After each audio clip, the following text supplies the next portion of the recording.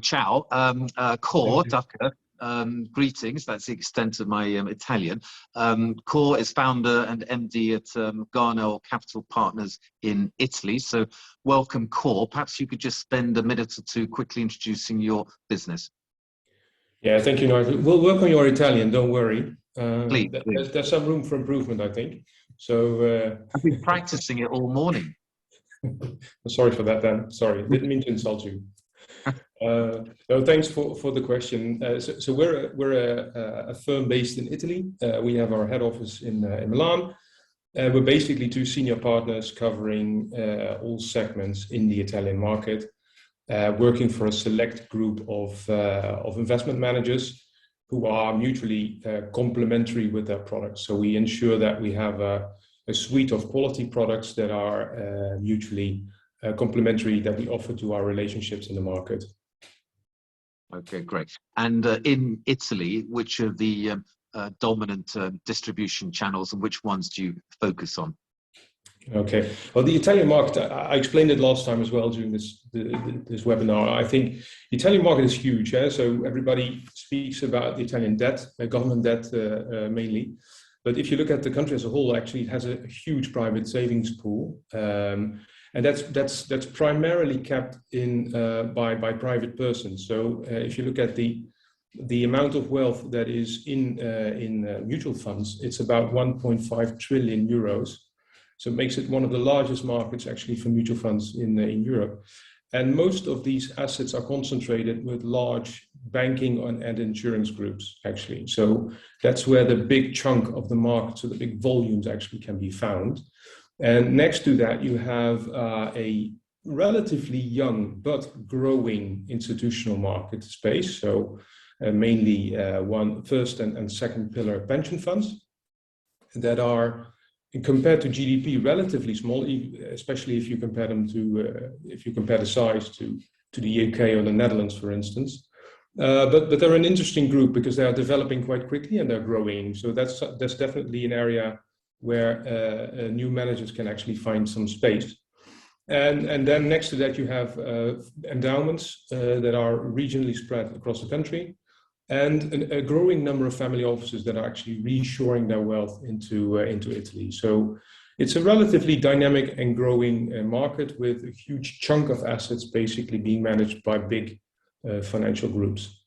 Okay, and which channels do you as a business focus on? We have very strong links with both these financial groups, so the wholesale segment, you could say, and with the institutional space, so with the pension fund system.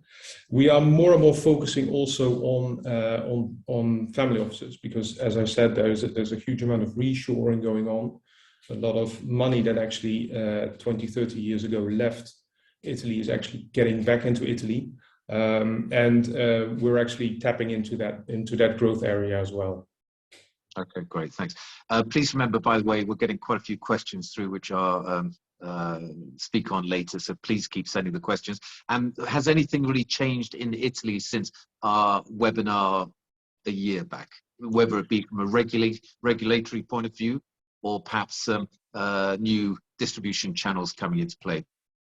Well, I think the biggest change is an ongoing. It's not a change in terms of market, but it's a dynamic, and that's ongoing concentration, Nigel. So what we do see is that there is the consolidation of especially of the banking sector is ongoing. So that we saw a couple of months ago a huge announcement of a merger between one of the two largest asset management organizations and financial groups in the wealth management space.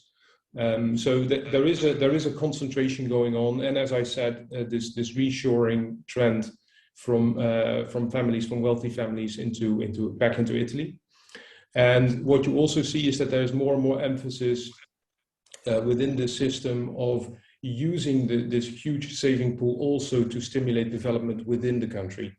So you're looking at more capital for venture capital initiatives, private equity, and the like, sustainable energy. Yes, so that's definitely a trend as well.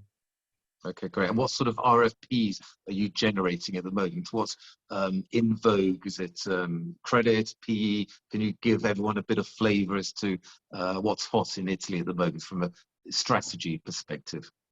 Yeah, so there's two main trends. I think one of them is touched upon by Andreas, which is obviously the current market volatility, which actually forces these players and especially wealth managers to look at ways to dampen portfolio volatility, to mitigate risks, and especially to look for a hedge against inflation.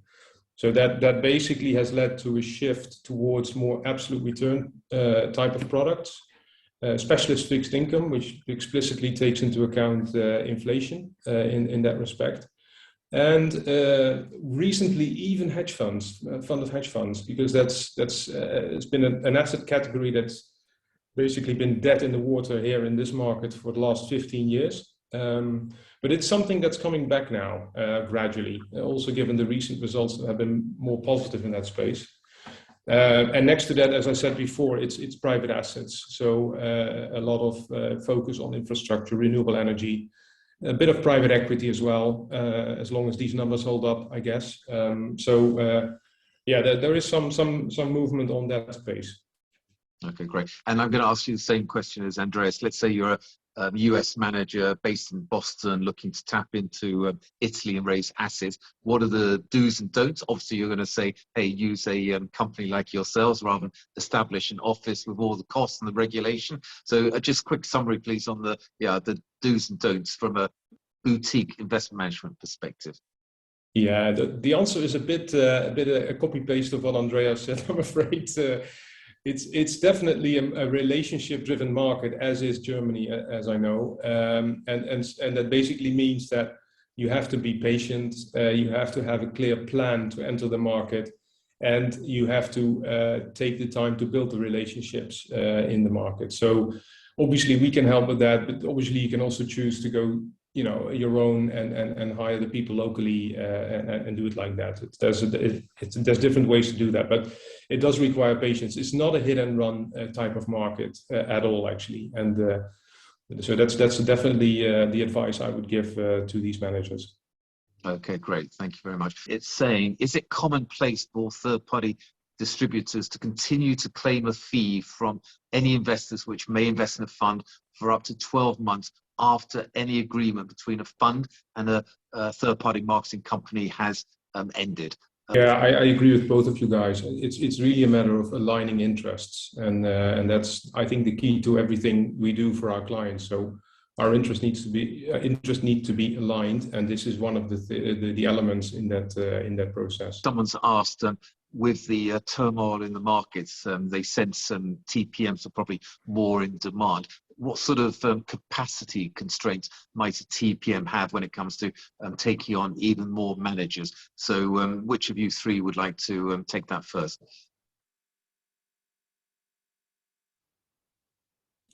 Yeah, I'll take it, Nigel. I think it's an excellent question. It really depends a bit on the model that the TPM has. So we, for instance, have more of a strategic partnership model, and we work on the basis of a retainer and a success fee. And that means that every new partner we have has the right to get time from us. And that basically means that we are capacity constrained because we have the additional restriction that there can be no conflict of interest in the product range we offer. So there is definitely a limit for us to the number of players we can represent, and it depends a bit on whether they are niche or a bit more broadly in terms of product offering. But I would say for us, the limit would be around 5 to 6 managers. Well, thank you very much for your time. Let's move on to our other key partners in the project. Jeremy, he is the Managing Director and Head of Continental Europe, UK and Ireland at RBC Investor and Treasury Services. So welcome, Jeremy. Thank you, Nigel. Presumably you're in Luxembourg at the moment? Yeah, just back from London. I'm based in Luxembourg, so RBC, we are an asset servicer. We have offices in Luxembourg, Ireland, UK, France, Switzerland, but also Malaysia. So we support our clients when it comes to distribution in this country. So we don't do active distribution, but I would qualify ourselves as a distribution enabler, helping asset manager to bring on investor into the fund. Sure, and I believe you tend to focus on investment managers, and there are many watching this who look after maybe 200 million up to 550 billion. Would that be correct? Yeah, so we target mid-size asset manager where we can differentiate by the level of service we can offer. We are very strong shareholder services transfer agent in Luxembourg. So we've like, just to give you some example, we are connected to 10,000 distributors, 5,000 LPs. We process 47 million transaction, subscription, redemption, or capital call over the past 12 months. And we have investors that are coming from 110 countries. So that's why, I use the word distribution enabler. Okay, got it. And what sort of services do you offer, let's say, investment managers and TPMs? So like mainly if we stick to the distribution side, our role is to do the shareholder services component of it, opening a account, transaction processing, and then make it seamless. So having access to all these distributors and all these LPs help our client base connecting with new investor. We do also fund administration and custody, but less relevant for the conversation we're having today. Okay, great. And obviously you operate in two major IFCs in Europe, Dublin and Luxembourg. So what are your thoughts on Luxembourg versus Dublin? It's only fair I ask you that. So, first of all, I'm selling Dublin and Luxembourg. So, I don't think we should oppose the two jurisdictions. I think that I wouldn't repeat what Stuart said, but I think that's very true. In the two jurisdictions, you have, the right toolbox for some products. So sometimes, and we've seen that with Luxembourg. Luxembourg has been, for example, the big winner of the private asset. So with the right fund structure, and this has really blossomed and boomed. But UCITS brand, for example, recognized as well in Ireland as in Luxembourg. So you would see Irish UCITS and Irish Luxembourg fund being distributed everywhere in the world. I would just say that it's a question sometimes of culture. It's a question of having the right legal structure, depending on the product you want to sell and where you want to distribute. I still feel that, being two offshore jurisdiction recognized everywhere, again, it will really depend on your strategy and what type of product you would like to build. So that's mainly the decision factor for doing something in Ireland or Luxembourg. I'm pleased to say more questions coming through, which I'll come to in a minute. But final question for you, Jeremy. What do you consider to be the main distribution trends in continental Europe? So what we see is, private asset is growing. That's for sure. So this is becoming bigger and bigger. I think that what we see is now retailization of the distribution of these private asset funds. So definitively that's a trend, having more of the retail as per the MiFID II classification of investor investing into a private asset fund where they had no access in the past. So I think that this is really booming, starting this day, and will be booming over the next 3 years.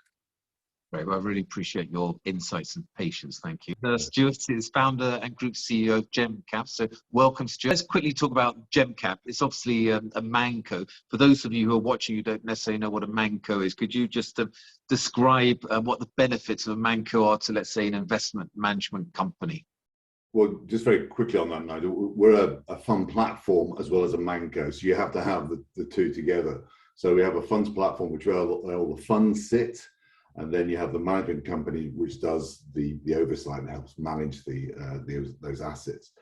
in short, and in essence, what a Manco is actually, we make life easy for investment managers. That's ultimately what we have to do to ensure that the whole infrastructure runs smoothly, in particular from a regulatory and an oversight point of view. And if you think about where this came from, when we first set up back in 2011, we were a self-managed investment company. So we were just the platform.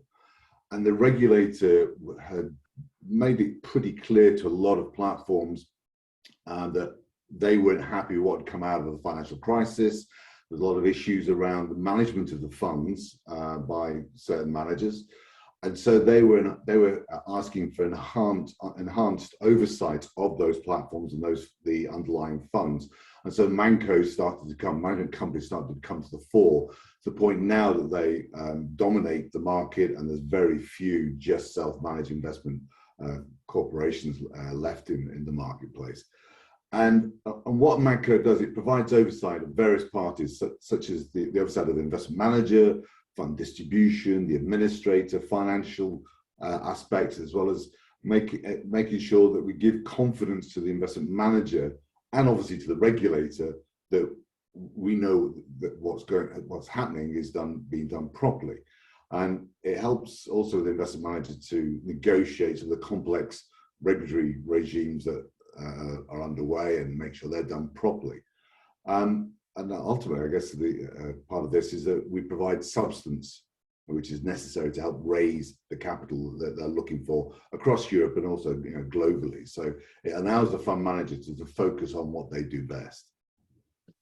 And obviously your business is clearly based in Dublin, regulated there as well. So what's the appeal of, let's say, the Republic of Ireland? You know I'm going to ask this, over other jurisdictions like, let's say, Luxembourg. I'm not going to have a go at Luxembourg, because I know Jeremy at RBC they've got a very strong Luxembourg business there. I've been involved in the Irish funds business now for probably 20 odd years. I've sat on a number of boards over there, and I found that the Irish funds business, they do have a very sort of can-do attitude. Even the regulator, which is it's very rare to say these days, is actually proactive as far as ensuring the funds industry grows. It's a globally recognised area. Irish funds are sold literally in every jurisdiction across the planet. It's English speaking. It's a common law, certainly from a UK perspective. We recognise that, which is certainly different from Luxembourg, which is obviously a more of a mainstream European law jurisdiction. And it has a very strong financial services industry, and there's also a lot of companies there from multinational technology companies. So they're establishing themselves in Dublin, which means that, and it's something we can probably take to another seminar, another webinar, the whole investment in the workings of the funds industry takes technology, and the growth of fintech is massive in Dublin. So we're benefiting from that. So the point that we're trying to get a straight through processing, and the digitalization of our business is benefiting from this development in Dublin.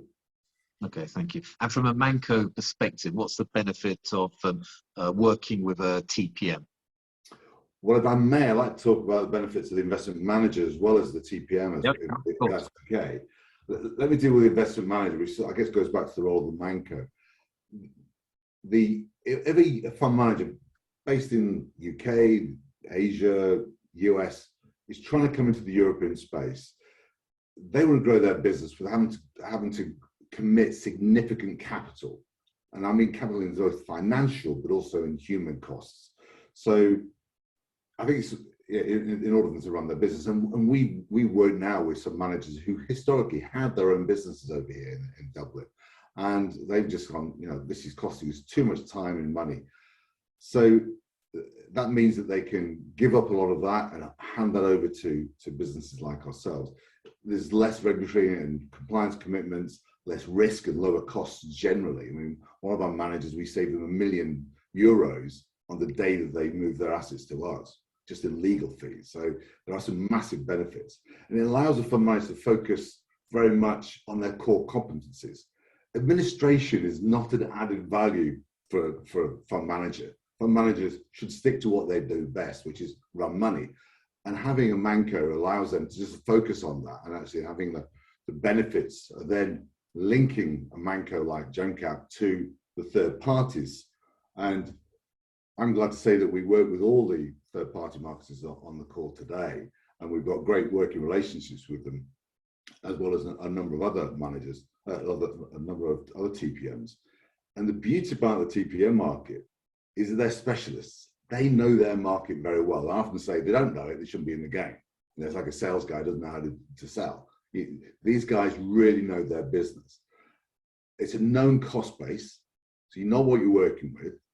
You're not driven by having to grow the business and suddenly have all lots of infrastructure around the distribution. It's there. It's a plug and play model which works really, really well. And it gives you access to quite sophisticated capital markets, which otherwise you may not know. If you're sitting in New York, how do you know what's going on in Milan or Frankfurt? It's impossible. So it's really, really important for you to engage with the TPMs so you get access to those markets, which may be less familiar to you otherwise.